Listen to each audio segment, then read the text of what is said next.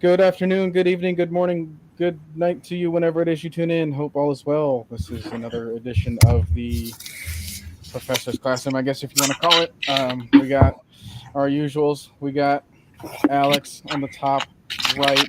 In case you don't know, he changed his name to SIO.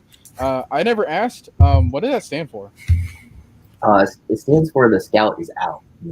That's, Scout is out. What Okay. is it for? it stands for the scout is I'm out. hearing some echo.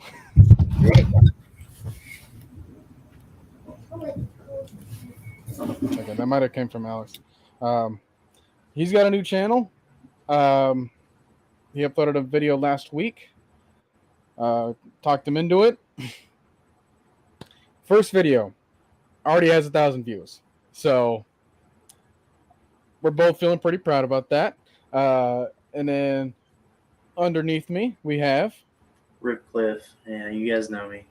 You've been in the Discord. So. and then well, I'm gonna learn how to point one of these days. Bottom right. Vlad. Hope everybody's doing good tonight. Yeah, good to see everyone else out here. We might have a few more joining us. We don't know. I have not heard back from them. So we're going to kick things off with a couple of questions. Now, the first one that I want to ask is, let's see. If your audio is back to normal, I'm going to ask you first. Mhm. What is your thoughts on the joint practices that we've been seeing? Well, I love the joint practice. Typically, I was more kind of concerned when I first saw it, but then when I realized what our roster looks like and the team that we're playing against, I feel like it's beneficial for both teams to kind of get adjusted. That way, they can iron out the kinks for the regular season.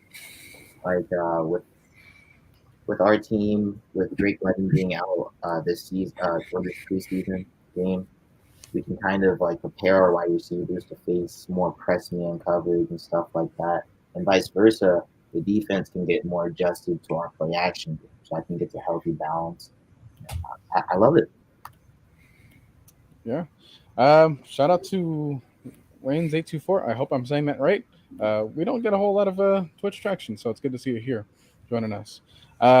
Rip, what are your thoughts on the joint practices? I like them. Of course, I really like that we're going up against the Jets because I think they are going to test things that we need to test. They have very good defensive and offensive lines, and I feel like that is where we're needing the most test. We need the most improvement.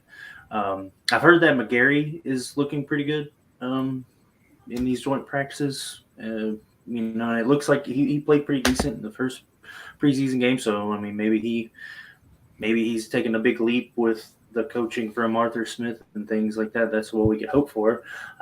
You don't want a first round draft bust if you can avoid it. So like I said, I think that's the biggest thing for this team is just that the Jets kind of play to our weaknesses, which is good for the preseason. Yeah. Well, what you got? I'm going to piggyback off of what Rip just said too with the line, especially like the left guard and center position. Like, how can they hold up against that interior rush that the Jets is going to have? How well can this offensive line, open up holes against this defensive line from the Jets? How well can our quarterbacks adjust to inevitably what will be some pressure on them? Can they actually, go out there and actually make something out of nothing when they need to? I think all of this is something that you can really learn from a team like the Jets, someone that has, or a team that actually has, especially pass rush in spades. How can our receivers match up on guys, especially like Sauce Gardner, somebody that's just that big?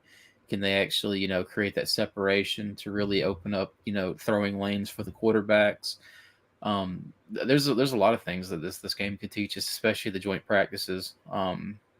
But yeah, I'm really looking forward to it. Yeah, we got Maggie already on the stream. being our general manager. I'm going to see that she's here and doing well. Yeah, I think I want to start off with the fights.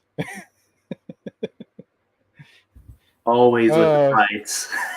Yeah. Is there ever a joint Sometimes- practice that doesn't have fights? I don't think. I don't know if I've ever seen one. Maybe we used to have no fights in the past because, in comparison, we seem to be like way more aggressive and way more physical and way more like in your face. I was going And to say that's exactly the identity that we've been wanting to hear. you'd be more concerned if you didn't see fights.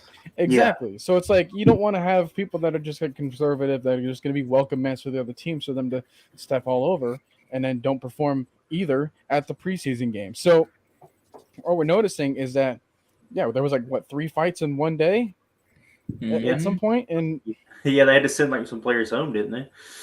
Like they had to send them to the locker room. Sure. Nathan Floyd saying, "Hey, let them fight. You know, let them battle it out."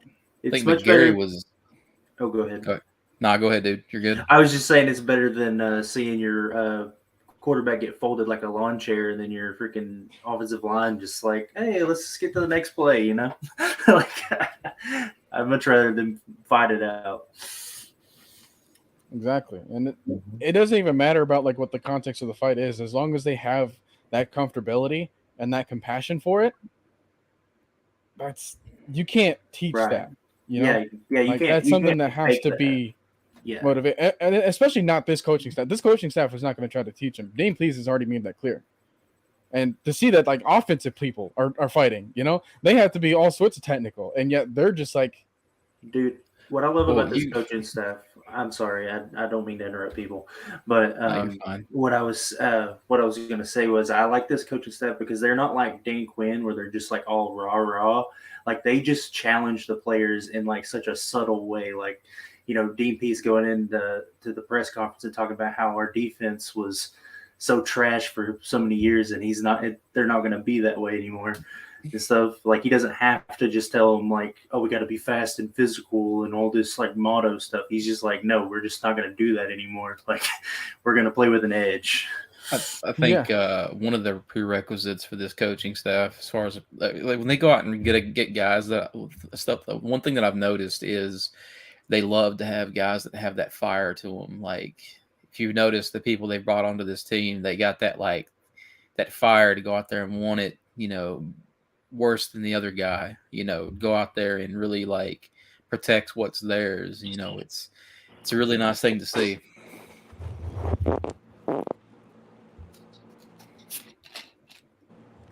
Yeah. well, yeah, Trey, you're here. It's always good to be late than never. Okay, just always remember that. But no, my phone's tripping. I like just those texts that you sent me like 2-3 hours ago. Literally just came in like 5 minutes ago. Jeez. But yeah, what we talking about right now? So we just started. We're talking about some sort of like reactions or recap of what we thought of like what happened during the joint practices. Oh, nice. Everybody win or do? Yeah, it's your turn. Oh, all right. So, I thought it was helpful. I can't lie. I think my favorite part, since I am a DB too, was Isaiah Oliver's pick he had today. Yeah, I cannot lie. That was knee brace on and everything. Looked like, was that Garrett Wilson that he picked off? Or was that Elijah Moore? Honestly, I know, I think Wilson might be wearing like 17 because I had to make the thumbnail, and that thumbnail was like Garrett Wilson against AJ Terrell. I think who we picked off was number 17. I at least saw a 1 in there, so I think it might have been. Right. Yeah. Well, Moore wears 12, so. Yeah. So I like that. The best thing about that pick was he like fought it from the receiver. Like he just wanted that pick more than the receiver wanted the catch, pretty much. So at that point, like it's at worst an incompletion, at best an interception. I don't know how far back they were in the end zone. So I don't know if that's going to technically count as one, but the fact that he's like still fighting for it, knowing the field awareness that they have, it's great to see. And then shout out to what was it, Mike Ford, For the other one, One of the things about Oliver though that you like to see is you didn't let him. Like when he got hurt, you noticed like he went out there and he still. It's like he didn't even miss a step. Like he didn't let anything derail like where his mind was at. Like not the injury, not any of the recovery, nothing. He just went out there like he didn't even miss anything. And just, if anything, he seems like he came back even more thirsty than he was. Because that was a beautiful interception. I completely forgot about that. He went up and just snatched that thing. Yeah. Yeah, he had one hand fighting against two. Yeah. Falling backwards. Like, yeah. It was beautiful. I'm not gonna lie though, and I don't think I've said this before, but this is gonna be the hardest cuts of cornerbacks that we've had in the last couple of years. Because of course, you have your main three in Io and Casey Hayward and AJ Terrell. But dudes like Mike Ford and D. Alford and Dean Marlowe and Tease Tabor Tease Tabor, all these guys have been I think he got a doing pick too. terrific. Yeah, all these guys have been doing terrific. But you don't want to like put someone on the practice squad and then get them stole. But you also don't want to have too many corners on your team because really all you need is about 4 to 5 corners and have about 4 active. You haven't even mentioned Darren Hall. Darren Hall too, and it's like he might struggle to make the roster with the way the other players are playing. Yeah. I thought it was like a guarantee that he'd make it, but I didn't before D. Alford and Mike Ford started to go off, and then they said Tease Tabor's been popping off too. It's like a Darren, I don't know. I to be honest, I don't know if Darren Hall makes this roster. I mean, he's been talked about a lot. But the way they talk about Tease and D and Mike, it's like you don't really hear Darren's name anymore like that, like you did last year. Right. And it's not like Avery Williams in the corner. It's not like Avery Williams is in the cornerback room anymore. And he's their kick returner, so he was going to make the squad anyway. But this, I feel like this is going to be the hardest cuts of. I'm not just going to say corners. I say linebackers and D line too. Yeah, D. Alford is going to be like, hey, every position. D. Alford to me is like really surprising. I think he's going to be pushing for not only like he could push even Isaiah Oliver for some reps. Get him in the lineup. In a regular rotation. Kind of thing. Because I think he gives you something a little different than maybe an Isaiah Oliver does. So he's a bigger. It would be a bigger nickel. D. Alford might be more agile. Depending on matchups, you might want to see him more. Like he's really been impressive. So, yeah, I think our DB group as a whole has been a lot better, like a lot more improved than what we've seen in years past. And the good thing about having D, just to cap it off, is like now you don't have to rush Isaiah Oliver back.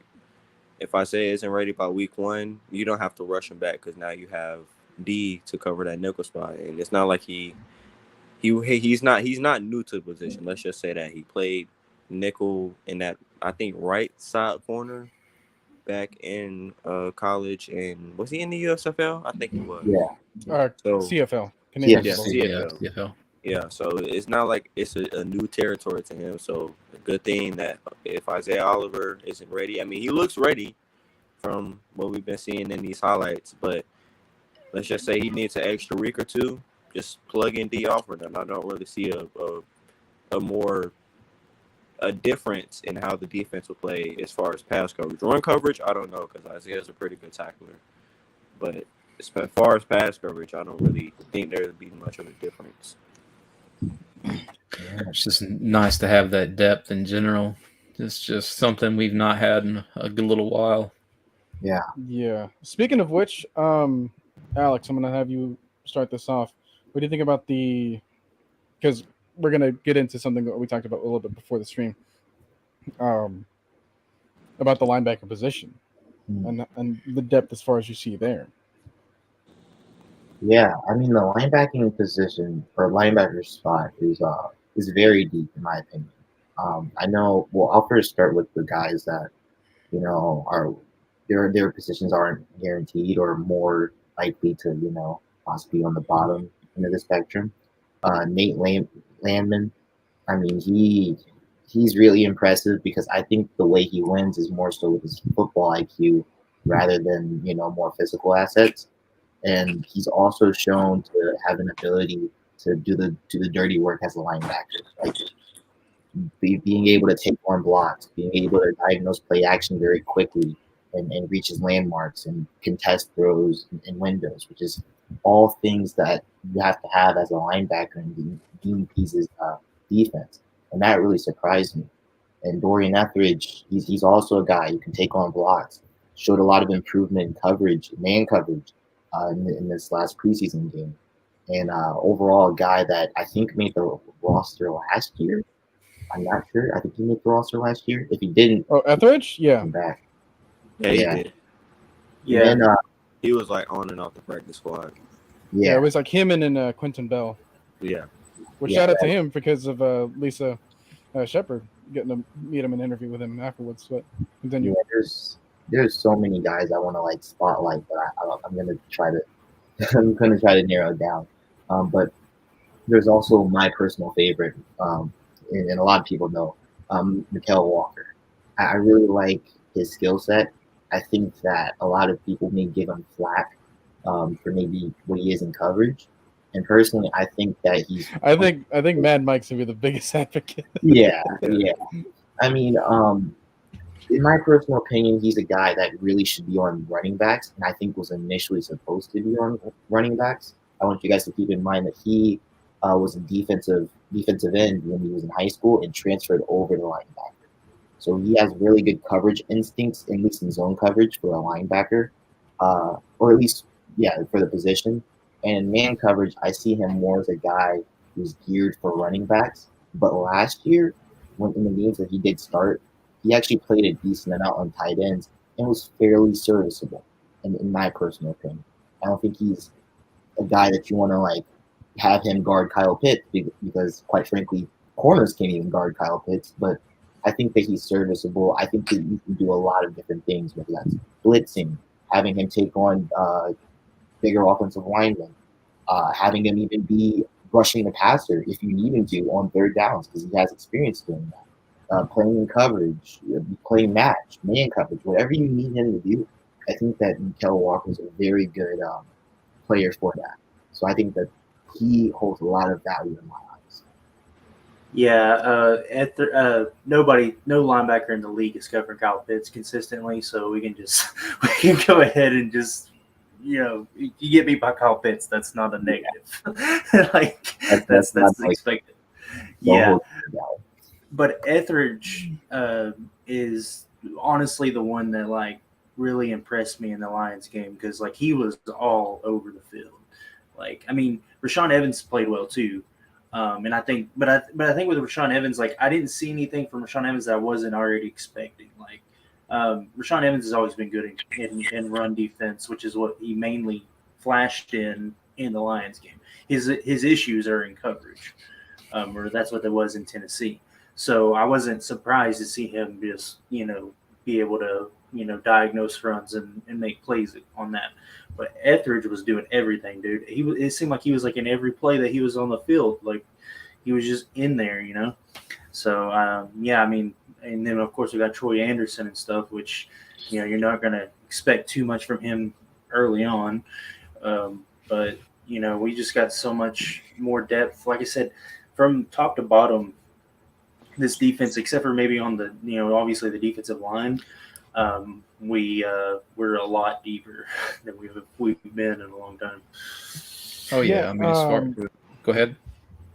Yeah, because Rippa was talking about Troy Anderson. He's another one that we were talking about before the stream, and to his point about not having to rush him in so early, we could have our own kind of concerns about why he's not practicing. If there's any sort of update on him, like whether he is or is not able to play the game against the Jets. I think that if he is going to be able to play, I think he's going to be like a major spotlight in that game because we need to see a litmus test of where he is right now. What I would compare him to is really early stages of Foye. And here's why I say that. Last season, we saw the best version of what a reactionary linebacker can do.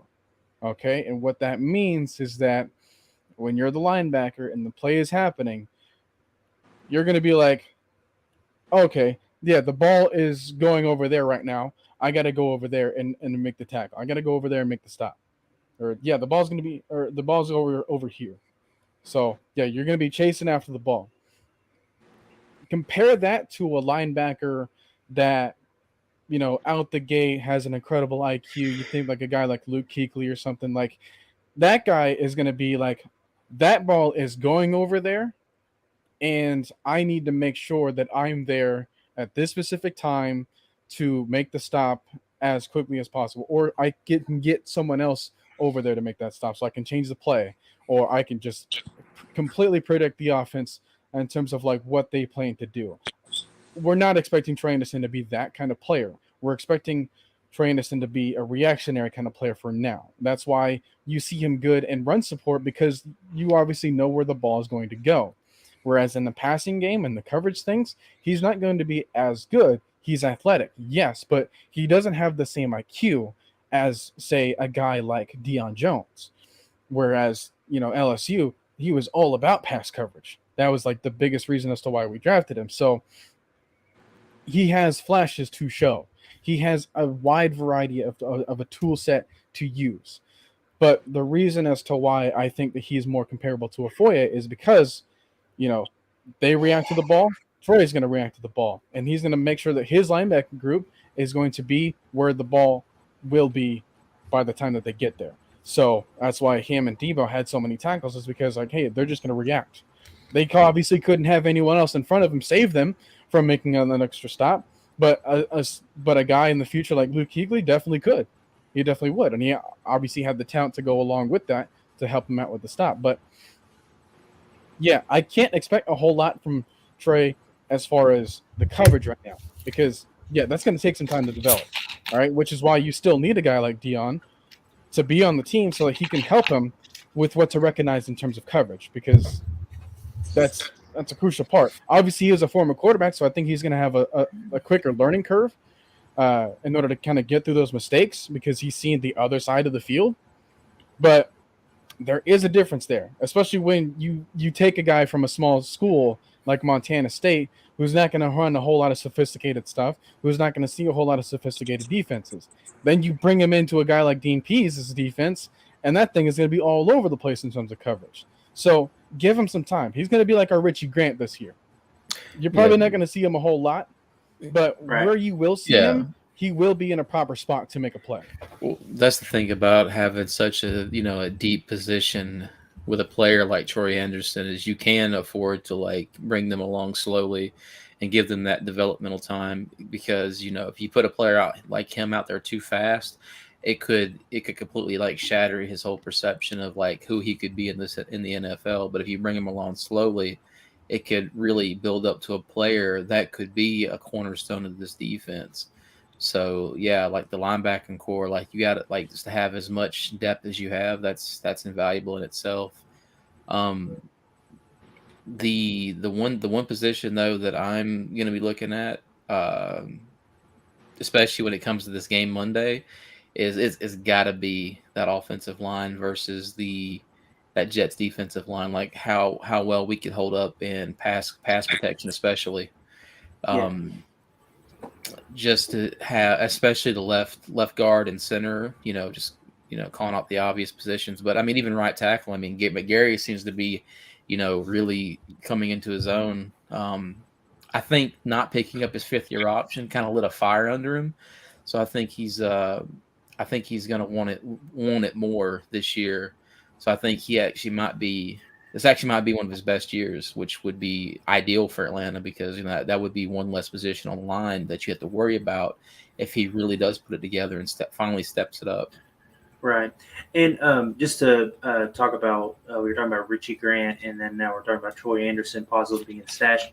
Like, that's what this staff wants to do the most. I'm not saying like every staff obviously would like to have the luxury of not having to play their rookies and rely on their rookies. But this staff, especially Dean Pease, does not like rookies as much because of his defense is so complex that he needs that year to really get his players up to speed with the playbook that he wants to run, because he doesn't want to be limited by this player can't, obviously he can do that. He's a good coach to do that. But what his ideal thing is, and he's talked about this, coming from, they talk about the Ravens defense and the New England defense that he had. And he was like, I had time to develop those defenses to where there was players that were in that system for many years that understood it. And I could bring along the new guys slowly,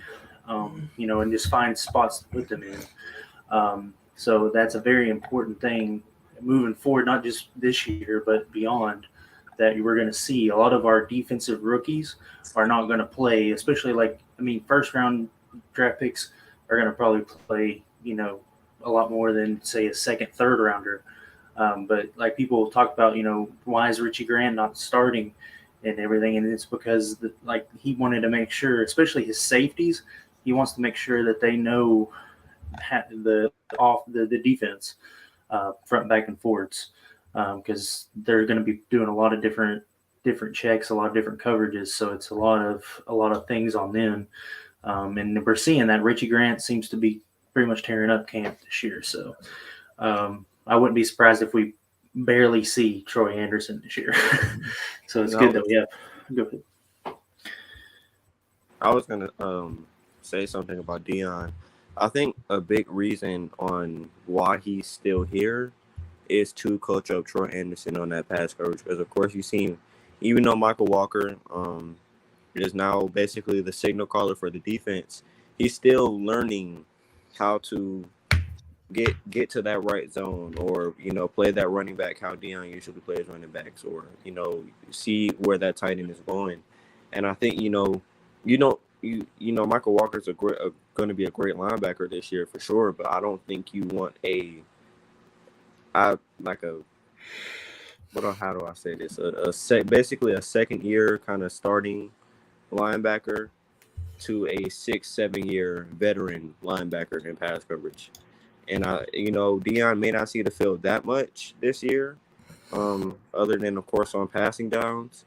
But I do think that's a big reason why he's still here, is to kind of teach Troy Anderson on how to do pass coverage. Because, of course, we've seen him. He's an athletic freak. He can guard the run well enough. I think we've seen that in practice. And I wish we would have seen that in the Lions game, but I think he's playing in Monday's game. But I think that's really the only thing that he needs to work on. And I mean, it was already good enough. Like, if you watch him, it was already good enough to be okay in the NFL. But you don't just want an okay pass coverage linebacker. You want a good one or a great one. And I think that's where Deion can take him after a year of learning with him and DBs. One real quick point about Deion.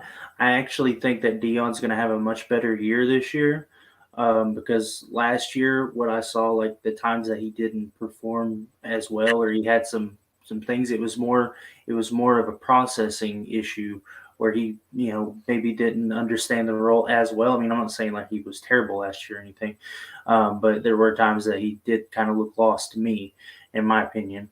There was just, plays there, and I think that's going to be a lot better. I also think that Rashaan Evans is going to help him in a way, because whereas where Deion would be best at weak side linebacker, maybe even if he's playing middle, he's going to want to play that weak side, because you want to keep him free and you let him use his athleticism and his speed to make plays.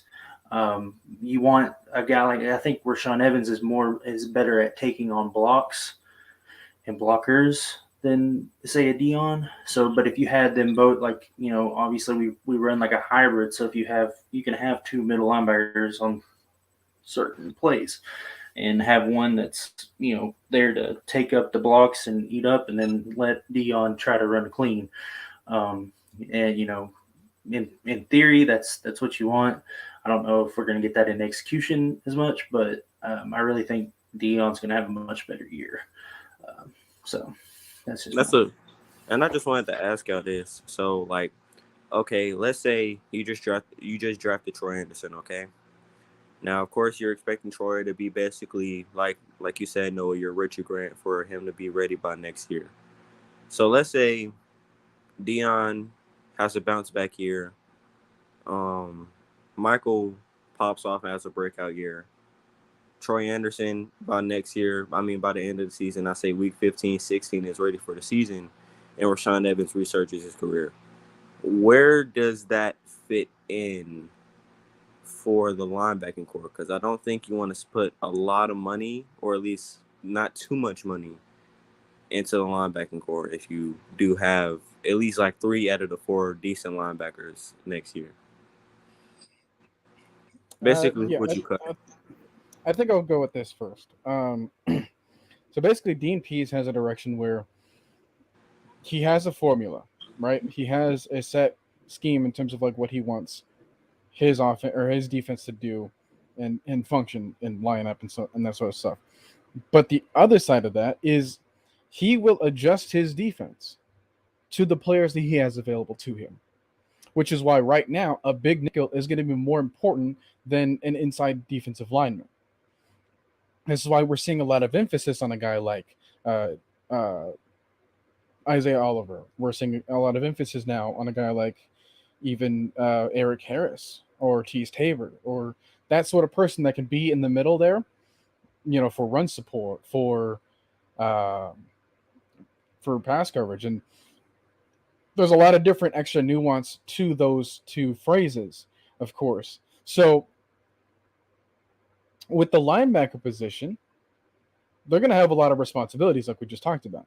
You're going to need someone to take care of blocks. You're going to need someone to take care of a running back out the backfield. You're going to need someone to take care of communication in terms of like lining everyone up. You're going to take care of someone that can cover, the tight ends, any sort of slot wide receivers, any sort of things up in the middle or, beyond that. You're going to need someone that, can rush the passer even. So whoever can do that, whoever can give him the biggest skill set at the end of the day is going to be what remains on the team, no matter who is making what kind of money, right? Dean Pease doesn't care about money. Terry Fontenot will, but Dean Pease is here to coach. He's here to make sure that his people are in the right spot every single time. So what that linebacker position could look like is you're going to need someone who has the least amount of weaknesses. So whoever that ends up becoming, whether that would be Troy Anderson stays, whether that would be Rashaan Evans stays because he's spent more time with Pease than Debo has, even though Debo is the most tenured linebacker that we have on the roster.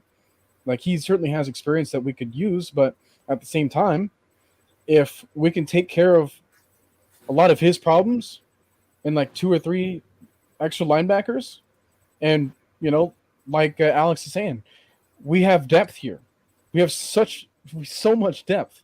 Like, I've never had a problem with our linebacker positions in a while. Like, since like Paul Warlow and Joplo Bartu were here and Prince Shembo or whatever. Like, ever since then, like, we've always had a good linebacker or 2 or 3 to work with. We've never been this deep, though. Like, I don't think. Yeah, and that's a good problem to have. So yeah, Great problem. Like, if you want to keep someone hidden like an Etheridge, if you want to keep someone hidden like a Landman and ride with everyone else, whether that be like 2 or 3 extra linebackers, I always like having depth there. And obviously, since we value coverage more so than pass rush at the moment until we get the people ready for like a regular rotation to have, we need someone else to lock up that back end. And right now, we're not worried about cap next year. We're worried about seeing, the thing is, we're going to have so much cap next year and the thing is that players on this team are going to get first dibs before we go out into free agency. So if there's guys that show out this year and we have the good problem of you got 3 or 4 linebackers that have contributed well throughout the year, then like we have the cap space to keep all of them on board and then still maybe make a move or 2. Like, so, I mean, I wouldn't really worry about that as much as I just want to see, a deep linebacking core, and we'll deal with, if Dion plays well, and we'll figure out where we're going to work him in and everything. That's always a good problem to have. You don't want, I would want him to perform with the contract that we're paying him. So Yeah, I would want him to be too good. Lock in sports. How's it going? We're talking about definitely need impact players that can maneuver multiple packages sets at their skill position, and yeah, it's exactly what we're talking about. Like, obviously, we always hear the phrase like the versatile player or the yeah,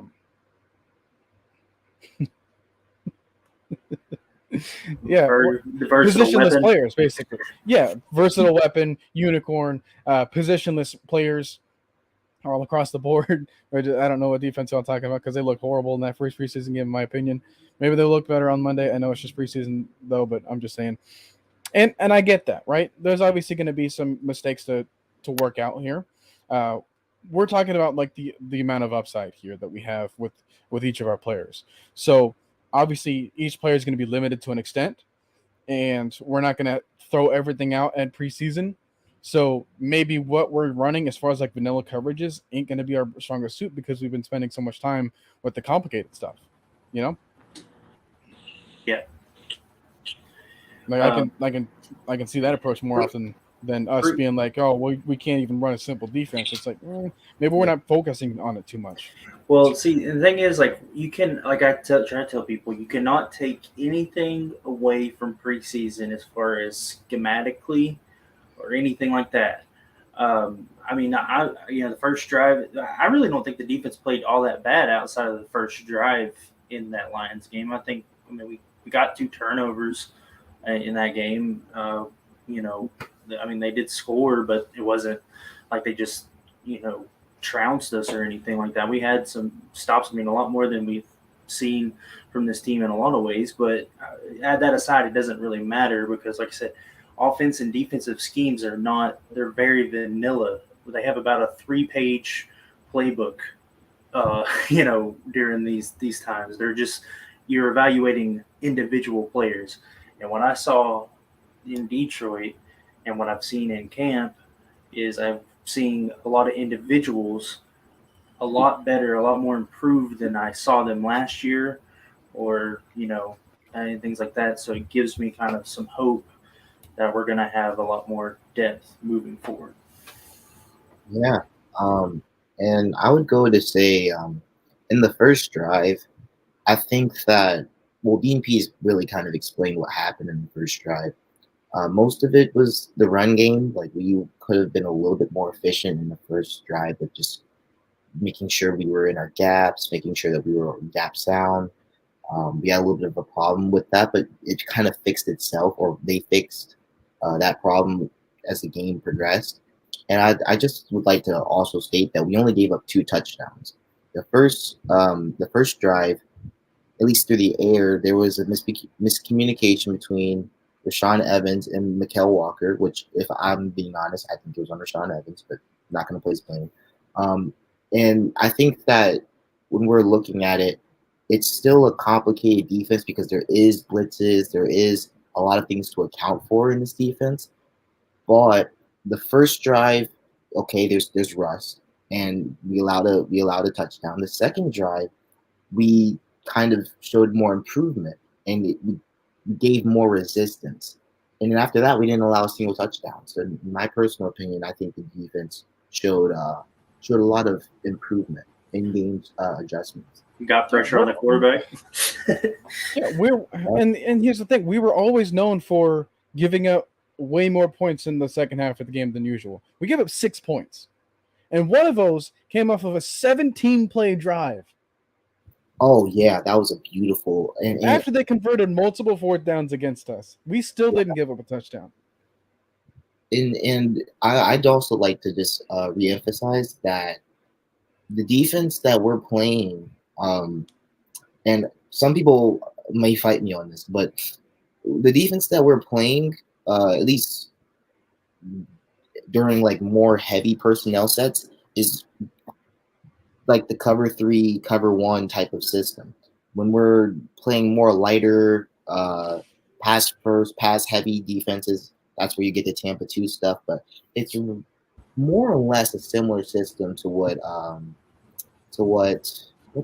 the defensive coordinator before Dan Quinn, after Dan Quinn left? I forget what his name is.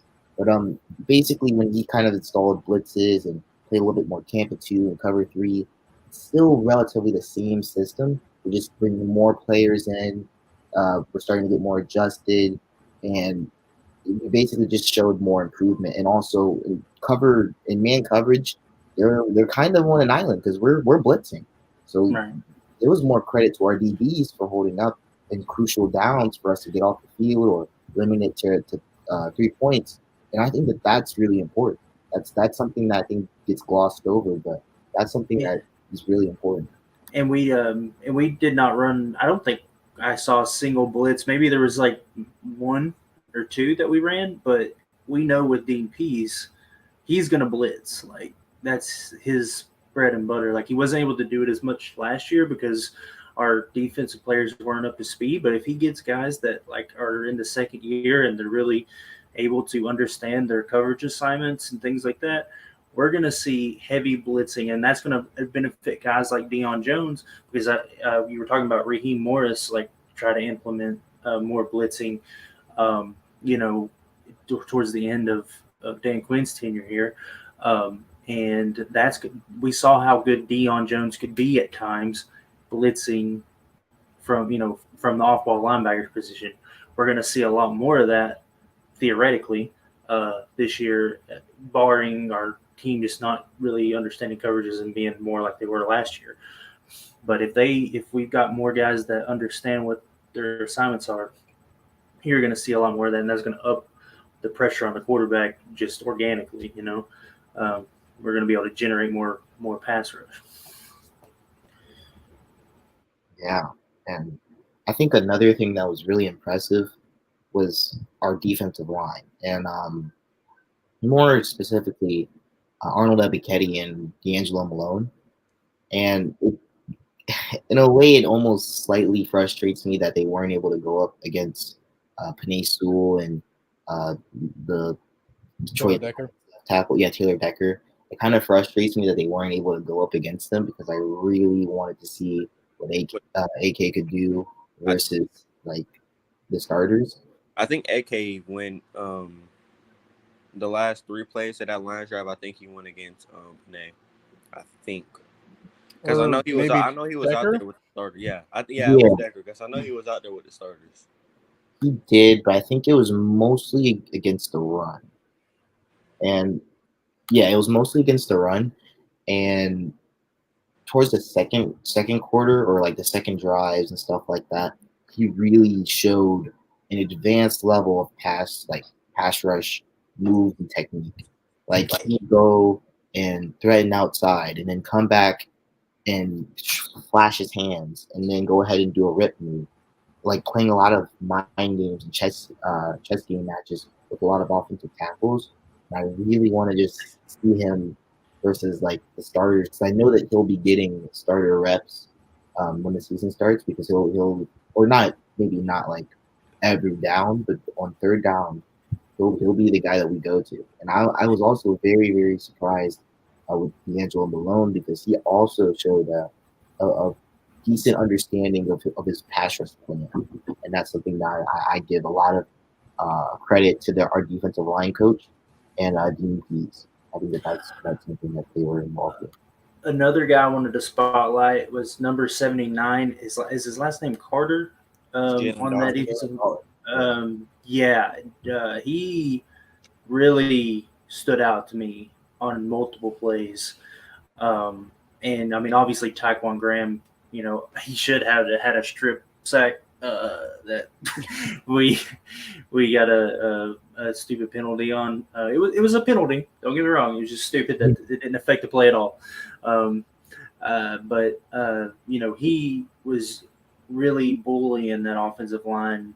Obviously, like we're not playing against starters constantly or anything, but we're just looking at individuals. What are they showing us anything?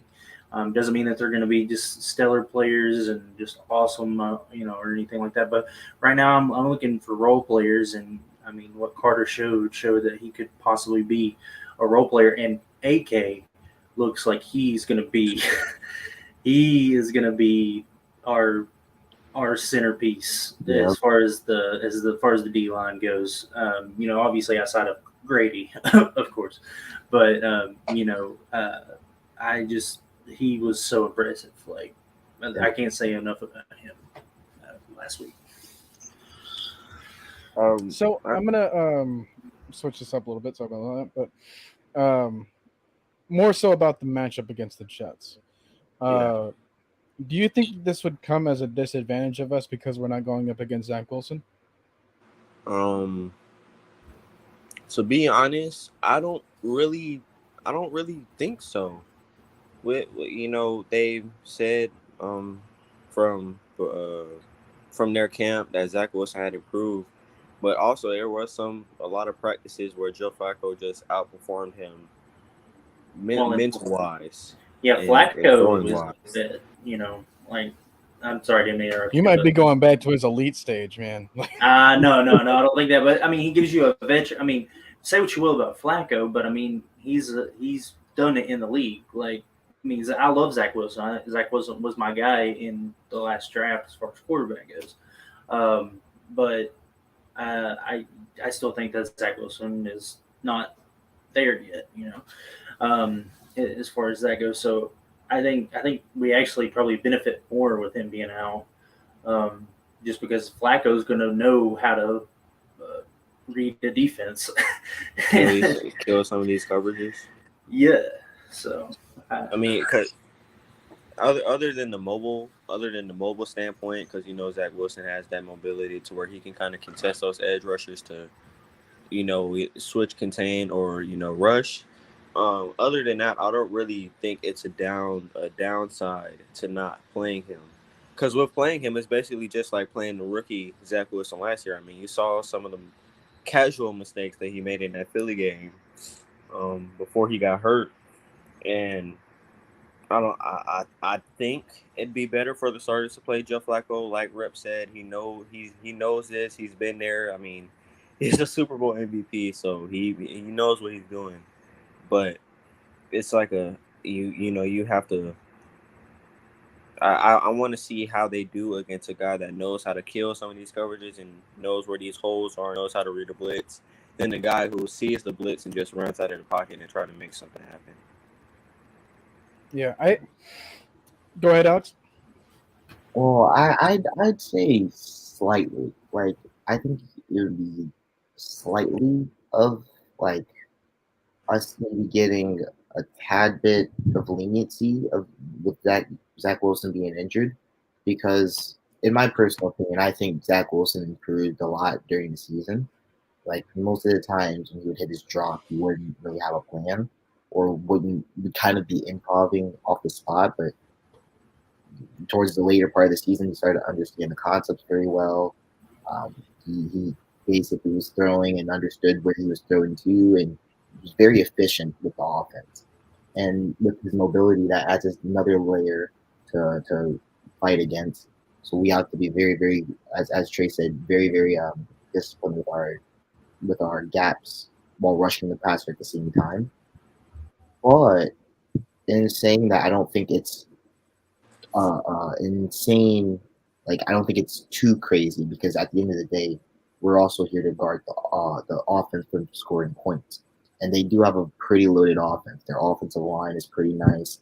They have a good receiving core in Corey Davis, which I don't know if he's playing. Garrett Wilson, Elijah Moore, Denzel Mims is still, I think, on the roster. They have a lot of weapons. Braxton Berrios. Yeah, Braxton Berrios. Corey Davis. Yeah. And our DBs to show that they can. CJ Uzama. Oh, yeah, CJ Uzama and Jeremy Rucker. There's still like a lot of guys to defend on this offense. And I think that our DBs, I think they showed a lot of good flashes in the line game. They just have to show it again versus the Jets and fight for their roster spot. Yeah. So yeah, I'll go first because I have a quick comment. I was actually going to use a different kind of response to it, because you guys were going off of like Joe Flacco. I was actually going to think about the run game. We haven't mentioned Brees Hall. We haven't mentioned what is it, Ty Johnson and Tevin Coleman, and that whole running aspect. Because like our fear is that we don't have like our improved defense, a run defense as Yeah, some might and we claim or some didn't. might not claim, Yeah, we or didn't that we prove didn't stop anything the in Lions. Detroit. Yeah, And it's like, oh well, that's because you should have taken the other guy and you should have taken such and all that kind of stuff. And it's like, here's the thing. This will be our chance because I think that the Jets, well, obviously they're going to want to try to win the game because going into the next practice, going into the next preseason game, you'll feel better about it. Whereas you're going to have a tougher time dealing with the extra losses and whatnot. So I think in order for them to try to attack us, they need to start running out the middle. And for us, we need to understand that, which I already think the Dean Pease has recognized that, which is why if we're going to start any sort of rookies in the rotation in this upcoming season, I think it's going to be guys like Timmy Horn. I think it's going to be guys like Jalen Dalton. I think it's going to be, those guys are going to shine out there because if we can use them, like those trio, or anyone else outside of them to help us with the run defense, then that's going to help us out tenfold later on when you add on top of like one of the best coverage units that we can possibly get right now. Yeah. So from that perspective, I like the fact that they're not going to try to use so much of Zach Wilson to kind of get him acclimated even more so, because Alex might be saying that, yeah, he's, he might be closer than we think as far as like getting there or getting that click. So they might be more pass heavy. Whereas, the Lions, like they threw the ball, like 50 times or something against us. I don't want that situation. I want them to run the ball against us more so that we can learn from them. Right. Yeah. And that wasn't a knock at, obviously, like I told you, like Zach Wilson was my QB1 in the last draft. So I completely believe in Zach Wilson. But as far as Joe Flacco, he, like he said, they're probably going to run more. And also, like, this kind of plays to like a vet, like preseason plays to veteran quarterbacks more so because they've been there and like we're running very vanilla coverages against them. So they've seen this blue a million times. So they're going to be able to exploit more. They're going to, be able to, so we can see how our players respond to a quarterback that recognizes what coverage they're in and knows where to go with the ball and how our players react to that. So, and then obviously the run game for sure. Like if any team is going to test us in the run game, it's going to be this team. So, and that's really where we need to show improvement. And just to get a clarification, the starters are playing Monday, right? Yeah, more likely longer. Because I'm seeing these other preseason games, I'm like, dude, what the heck is Patrick Mahomes still doing in like the second quarter against the Commanders? Like, oh, he was? Yeah. Yes. Oh, I can't wait to watch that game. Oh, yeah. He's like 20, 25 minutes into that game, and he's still throwing. That's like, so what are you stupid. doing? I love it. I love it. That's like, I love it. Yeah, why are you playing that guy? I mean, I don't want Patrick Mahomes to get hurt, but like, I hate the Chiefs, so I don't really, I love it.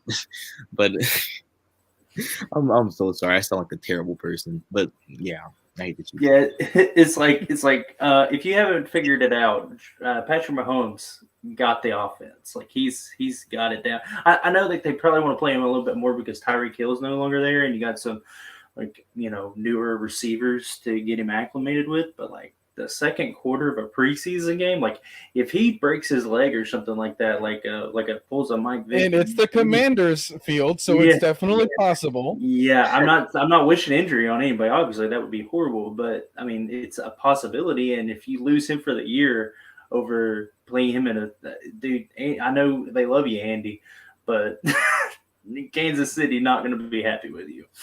If that. Yeah. Speaking of injury, we kind of feel bad for Matt Corral and his Liz Frank injury. He's going to be out for the season. Wait, he is? Yeah.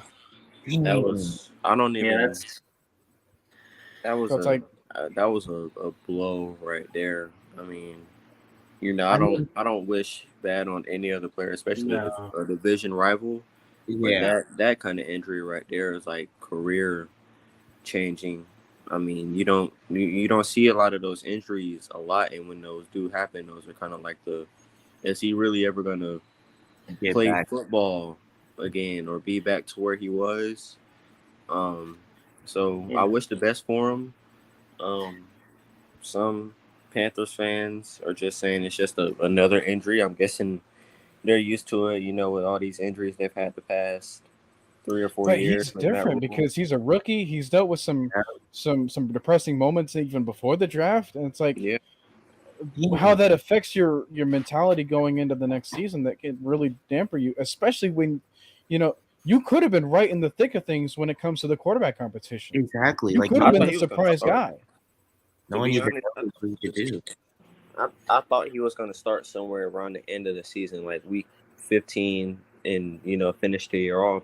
Because to be honest, I don't really see Baker Mayfield or Ghost Man being able to keep that job for an entire year. Yeah. I just don't see that happening. And it was basically saying, okay, Matt Corral, you sit for about half the year, a year and a half, and then you finish the season off. That type of injury right there, man. I mean, that literally changes his whole play style. Yeah, Because it's probably gonna take him 2 years to come back from that. yeah, Like anything like an ACL and stuff like that. Like I mean, ACL injuries have gotten a lot better with technology and stuff, but like those Liz Frank, like they haven't came this far. And they usually say like injuries like that, it takes about 2 years to get back to Yeah. where you're at, and that's saying like because a lot of times they come back in a year, but they're not fully healed, and like you overcompensate when you're injured like that. Like even if it's healed, like you're gonna overcompensate, and that can cause other injuries. Along with that, that's why you see a lot of guys become injury prone because they get one injury and then they start to try to like when they come back, they either come back too early or they come back and the injury is not at full strength or whatever they've injured is not at full strength. So they put pressure on a lot of their other, um, you know, body parts, and it causes other injuries to happen. So you just hate to see it. Yeah. And I think like it sucks. But here's what I will say about this injury. I don't think that I'll say like there's I guess the bright side. The bright side I guess is Matt Corral's game isn't really based on his athleticism, like maybe some other quarterbacks. And granted, it sucks because mentally, as Noah said, I think he was going through a lot of stuff even before the draft. So mentally, that could be a confidence shaker. But I look at his situation, and then I also look at Carson Strong and what he had to go through with how his knee basically isn't even a knee at this point. He's basically playing on one leg. But they're really good quarterbacks, and provided that Matt Corral is probably in a different place, because I do think that Baker Mayfield or Sam Darnold will be the starter for a long period of time, and not Matt Corral. I think that if Matt Corral was in a different spot, he would get a lot of playing time and be the man for the future and actually play really really well. So it really sucks to hear that, but I also think that with this injury, he'll be getting a lot of mental reps, training himself mentally to make sure that he's good to go in the NFL, which I think was probably maybe one of the concerns that I had with him. But physically speaking, he was fine, just perfect. So this could be like just something that he's going to take and just bounce back from. and as far as injuries, I can tell y'all it can really get to you mentally. I don't know. I know y'all know how I tore my ACL last year, but during the summer I also had broke my collarbone, and it is very hard for a long period of time just seeing guys that you've been wanting to play with, and seeing other people play football, and you're just like, man, I just want to be out there and play. And to be back now is like where I am now, just to have an opportunity to play for a kind of travel team is far enough. Like I wanted to play for the school, it didn't work out, but just to play for a travel team is good enough for me, because I know those injuries they take a toll on you. Like I tore my ACL in the beginning of January last year, and I had just got cleared from fully cleared from it back in April of this year. Well, So and question about that. Like, as you probably can, speak to it more than maybe us, like, because I've never torn my ACL or anything.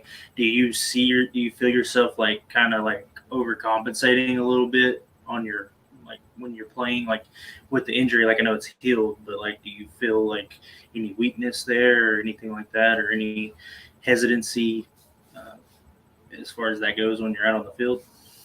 I mean, sometimes I had to get that trust back in my knee to not play scared, because most of the time when people play scared, you end up hurting yourself all over again. So For sure.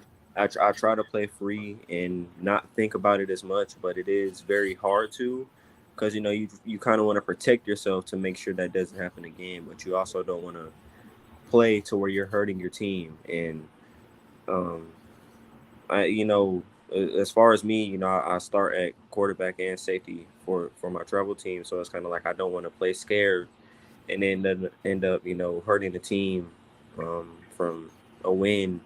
So it's like it has a lasting effect on you, because I do still feel some pains from it, like some of the scar tissue to this day still pops in my knee if my leg kind of pops a little bit, but it's like you can't really think about it too much, but you also don't want to be too loose with it.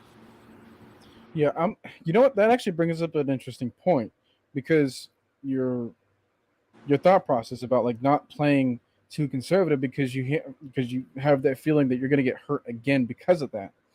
I think I don't have inside sources, but I think Mariota kind of went through that same thing, and that's why you're seeing him being more aggressive, being more carefree with his body, because he knows that when he was that way before, when he did feel conservative about like playing safe, that's when we started to see him get hurt more. And now, like, we see instances of him like diving for the pylon and kind of truck through defenders in order to get first downs and whatever else that he was doing off in Vegas. Like, they didn't have him throw a whole lot, which was kind of a shame because, well, first off, yeah, you have Derek Carr. You can feel comfortable with him throwing the ball, but, kind of give him a little bit more reps. But yeah, like, he felt more comfortable with his body. So because of that, I don't think that he's going to fear about him getting hurt this year. All indications say that he's still running around. We saw more clips of him in joint practices with him being more comfortable with his mobility, him feeling safer out the pocket and whatnot. And that's what this offense is going to predicate more towards. But also, you look at a guy like Drake London. Now, Mad Mike has had his big concern about, Drake London, like, playing himself aggressively to the point where he's not going to be on the field for us as often. Well, I can think of a couple of examples of people that played in the same spot that played the same way and still had long careers. You think of guys like Brandon Marshall, you think of guys like Calvin Johnson, you think of guys like Julio, Alshon Jeffrey, Julio, like Sanu? Well, Sanu, kind of, yeah. But the thing is that he doesn't fall into that category. It was like, oh man, I'm going to be scared if I get hurt again, and then, oh no, guess what happened? I got hurt again. And it's like, oh geez, how did I think that? Like, if you're going to predict it in your head, then that's going to be more likely because your body's going to feel that. It's almost like the opposite. I wouldn't say like an opposite of a placebo effect, but it can make your body feel as if it's more hurt than it actually is. Yeah. Yeah, I want to make 2 quick points here. First one on Mariota. The only thing that concerns me about him is I want him to maybe slide more or go out of bounds. We did see clips of him and rotor sliding, so there is that. I just hope that, because you can never predict, like, no matter how much you try to protect your body. The best thing to do is to just take what the defense gives you, give yourself up. Don't take unnecessary hits, because you never know what hit is gonna be the one for you. Right. And then the second point on Drake London, this is more just in general for players like him. Like, you're talking about like big, athletic, fast guys. Like, it's not normal to be that big and that fast. And everything like that. We'll see this with Kyle Pitts too. We saw it with Julio. We saw it with Calvin Johnson. your body is big, but your ligaments are still normal human ligaments. So a lot of times, what you see with these like freak athletes is they have a lot of nagging injuries, like in knees and in their feet and ankles and things like that, because your body is doing more than it's like normal bodies are capable of doing. You're that big, that strong, running that fast. It's just a lot of wear and tear. It's like if you've got a vehicle and you've souped up you put a souped up motor in it, but you didn't like deal with like increase the suspension and stuff like that. It's literally going to tear the car apart because it's so much more than the car can handle. So that's what we're gonna probably see that with any guy that's like that. I'm not saying like he's gonna be like injured all the time. Obviously, we saw all those guys I aforementioned play through those things, but you will see nagging injuries with guys like him. Yeah, Nathan Floyd brought up his past experience. By the way, I'd have never thought that you were 40, dude. But he goes, ACL replacement and meniscus repair behind the kneecap in my mid-20s, 8 months of rehab and physical therapy, 40 now, and the knee is shot up and ate up with arthritis. Now, the one difference that I will say, and this is a pretty big difference, is we have team doctors. We have like a lot more resources on our guy, on our players than just like, than typical you and I. And however the injury happened or whatever you were doing at that time. So I'm not going to be too worried about like the healing process and the long-term after effects, because yes, that does still happen. Look at Todd Gurley, but it's a lot more rare to see that than someone else like coming back from that injury and then still being able to play like 80 to 90% of what they were before they got injured. Sometimes 100%. Sometimes if you're freaking Adrian Peterson, you can be 110% better. Yeah, I don't know how natural that was, to be honest. It all depends on how your body is going to react to everything else that you're doing. So yeah, obviously because of they're such high athletes, they're like 1% of the 1% of these people that can do this. They're going to have all these things and all these resources to kind of help them out with that. So as much as we want to compare the similarities, like, you get what I'm saying. Yeah. I mean, like, I tore mine when I was 13. Really, not even that. I think I was 12. I was 12. So it's like your age, but also like how you treat your knee and your body after. Some people have tear their ACL and they just stop right there after the rehab and don't ever work it out again. And as far as a sport, like an athlete, you can't, like, with me now, if you're trying to make it, to where some of these guys are now, high school, college, NFL, you can't really stop working out anything in your body. There's really no off days. So it's kind of like Noah said, like the doctors now, I mean, we've seen it with Keanu O'Neal. He literally tore his ACL and Achilles back-to-back years. And he may not have come back 100%, but you can see it. He was about 85, maybe 88% back to what he usually was as far as the range and the speed of motion and all of that. Yeah, and to bring up Keanu O'Neal, that like what I was talking about, where I think like your previous injuries can cause other injuries. I think that Keanu O'Neal's ACL injury contributed to his Achilles injury because I think he was putting more pressure on his other ligaments to try to protect that knee, and it caused another injury. I mean, I'm not in his head or anything. I just seen that a lot with athletes. So I mean, I would assume that probably played a role. Yeah. So let some time for any other questions come up. We didn't really get any, so we're gonna wrap this thing up. Who wants to go first? Trey, you want to go up? Final thoughts? Sure. 2 points here. First, glad to see these guys are competing and hungry, not just in practice, but in these joint practices. I know a lot of people have been worrying about the team because a lot of Jets reporters are just making every drive seem like it's a 50-yard bomb touchdown every play. It's not. If you if you've actually looked at the film or watch some of these Jets reporters, they've said that the Falcons defense has been getting a lot of wins also, and the offense too. So I'm glad that we're just not getting drove out there. It's not like what Matt Ryan did to that Lions defense. Yeah, but where I don't even think he threw a completion and like one of those, or an incompletion rather.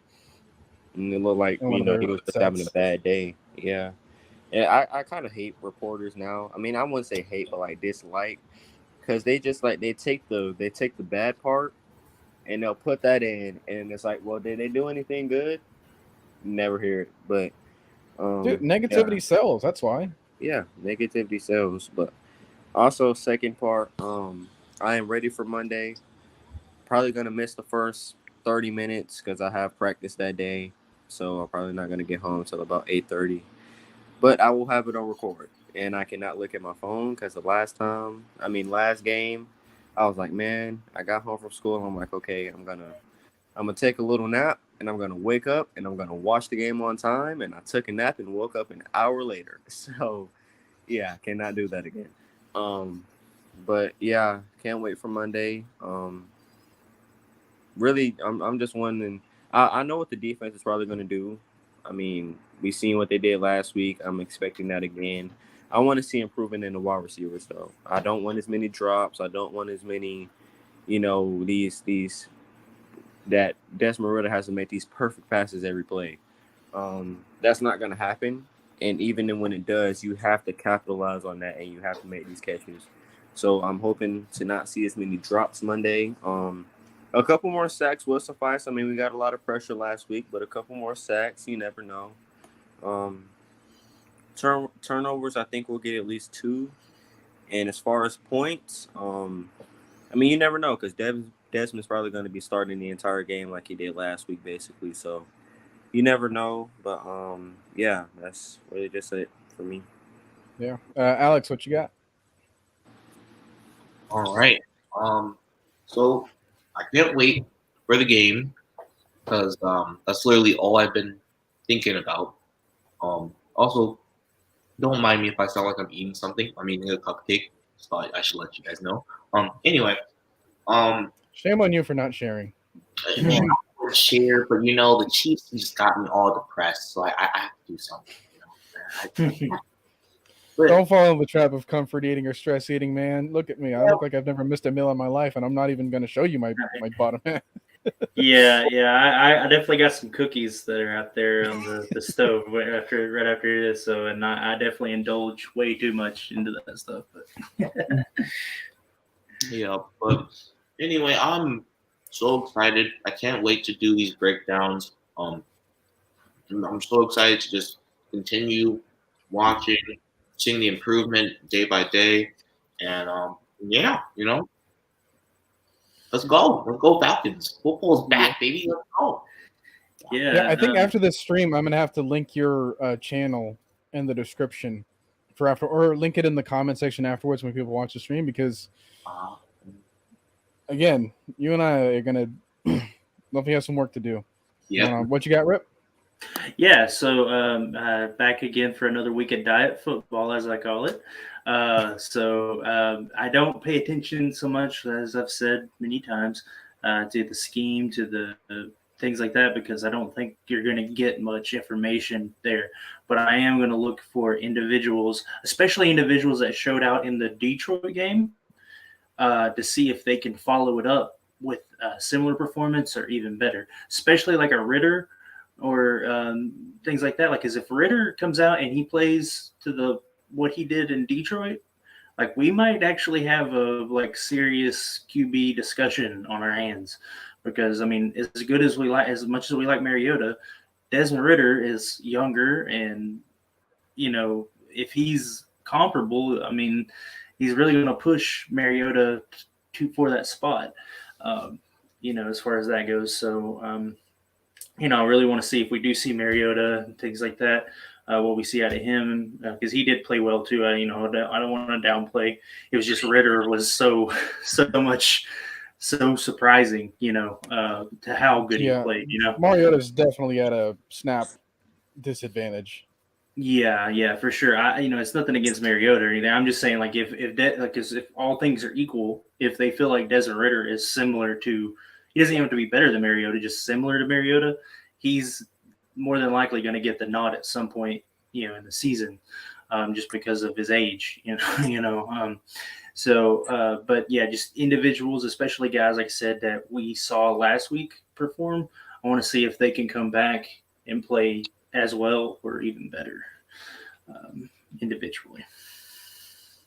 So yeah, with that being said, appreciate you guys tuning in all this time, and we will be back like right after.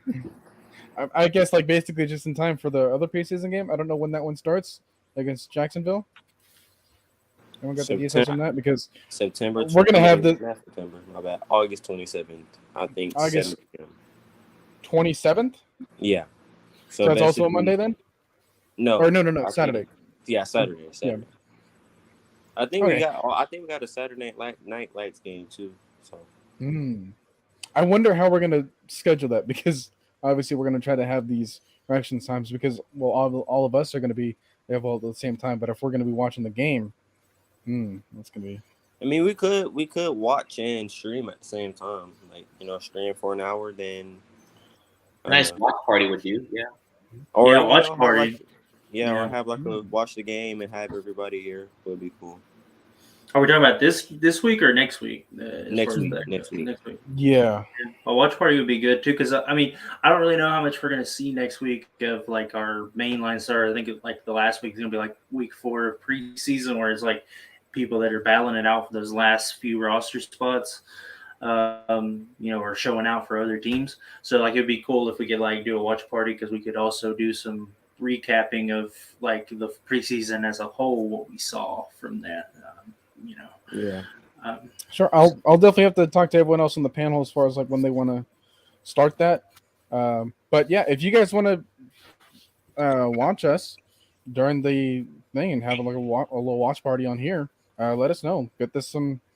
I don't know how many likes this could get, but Chey, show this some love. Comment down below or in the chat right now if you want to see it, and we can make it happen. So it's been good, guys. Yeah. Once again, appreciate you guys checking this out, and we will see you guys maybe at the same time as the game. So, all right. Peace out, y'all. Peace. Deuces.